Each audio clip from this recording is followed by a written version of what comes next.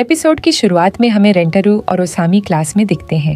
दोनों की हालत खराब है क्योंकि क्लास का एसी खराब होता है। तभी ओसामी कहता है, चलो फैकल्टी से इसकी शिकायत करते हैं। रास्ते में ओसामी अचानक एक्साइटेड होकर बोलता है कि इस महीने स्पोर्ट्स फेस्टिवल होने वाला है, क्यों ना हम उसमें पार्टिसिपेट करें और जीत जाएं। लेकिन फैकल्टी पहुंचने के बाद जब वो अपने मास्टर से ये बात बताते हैं तो वो साफ मना कर देता है। वो कहता है, मिड टर्म एग्जाम में जो भी फेल होगा उसका नाम स्पोर्ट्स फेस्टिवल से काट दिया जाएगा। ये सुनकर ओसामी शॉक हो जाता है।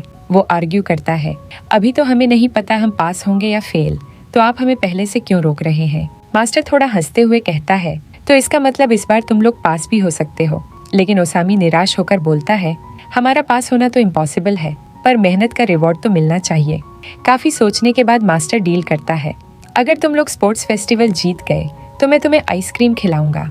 ये सुनकर ओसामी खुश तो हो जाता है, लेकिन अंदर से डर भी जाता है, क्योंकि स्पोर्ट्स फेस्टिवल में भाग लेने के लिए मिड टर्म पास करना जरूरी है। क्लास में आते ही ओसामी टेंशन में डूब जाता है और साकू से पढ़ाने की रिक्वेस्ट करता है। लेकिन साकू साफ मना कर देता है, क्योंकि पिछले साल भी उसने रेंटारू और ओसामी को पढ़ाया था, फिर भी वो फेल हो गए थे।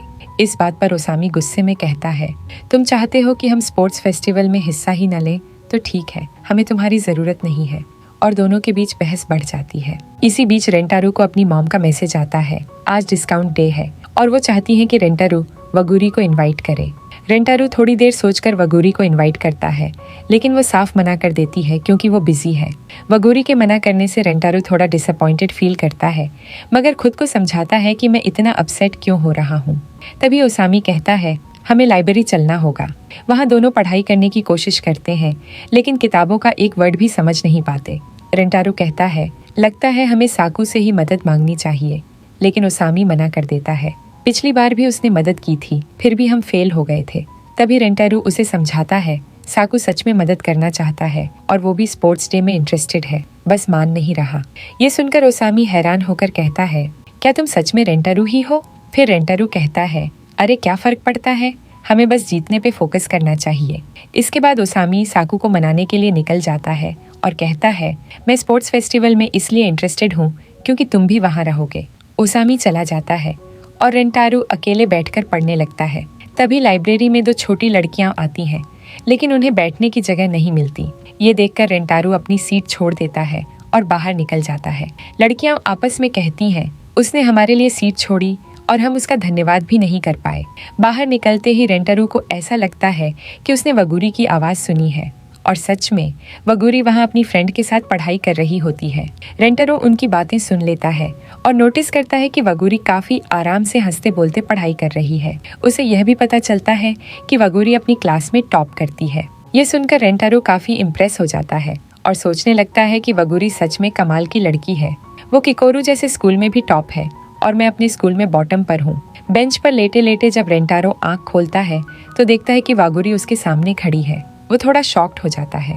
रेंटारो कहता है, मुझे लगा तुम अंदर पढ़ाई कर रही हो। वगूरी मुस्कुराकर जवाब देती है, हाँ, लेकिन मुझे ऐसा लगा तुम बाहर हो, इसलिए मैं आ गई। हमें मिले हुए काफी समय हो गया।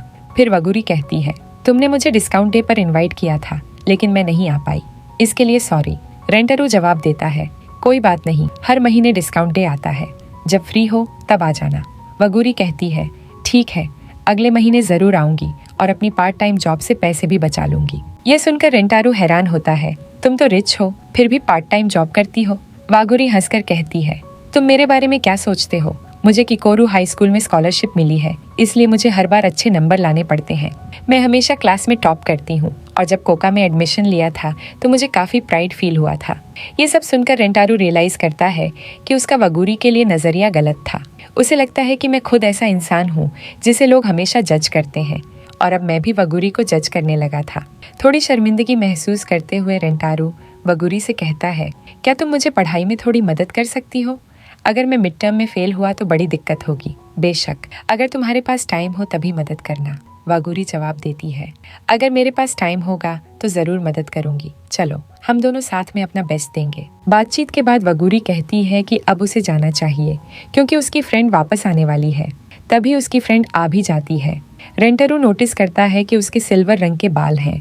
वो सोचता है शायद यह कोई फॉरेनर है। इस लड़की का नाम सुबारू है।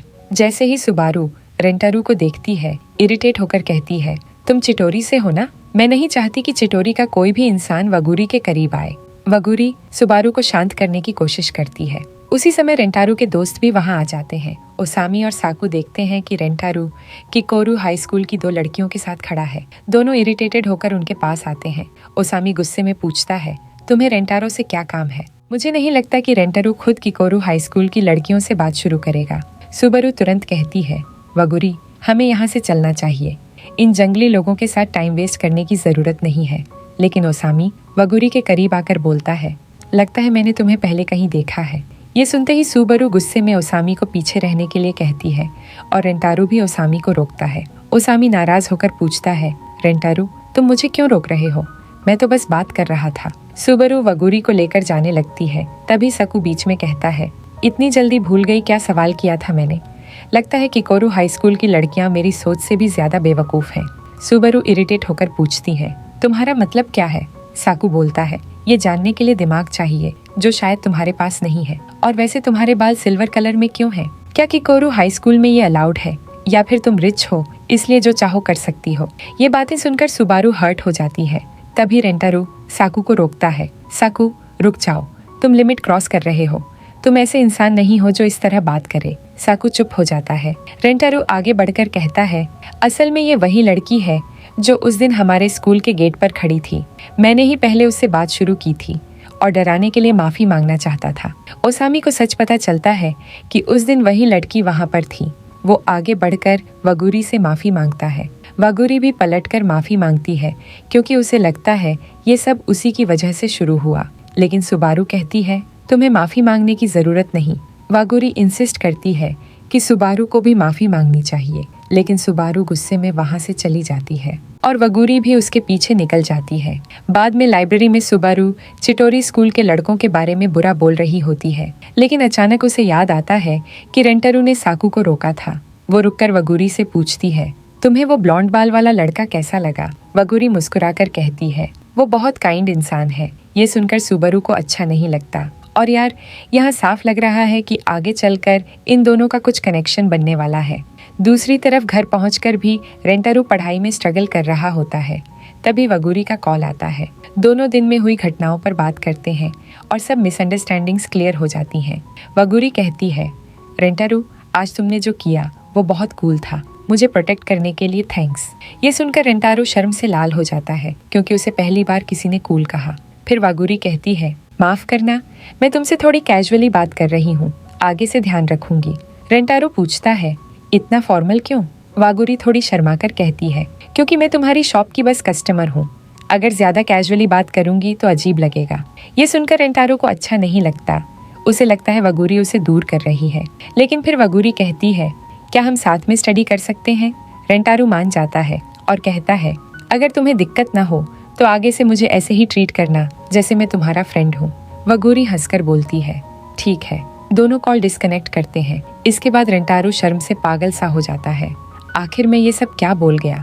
उधर वगुरी भी एम्बेरेस्ड फील कर रही होती है। और भाई, इसी क्यूट सीन के साथ एपिसोड खत्म हो जाता है। इसका अगला एपिसोड मैं जल्दी अपलोड कर दूंगी। तो मिलते हैं अगले नए वीडियो के साथ।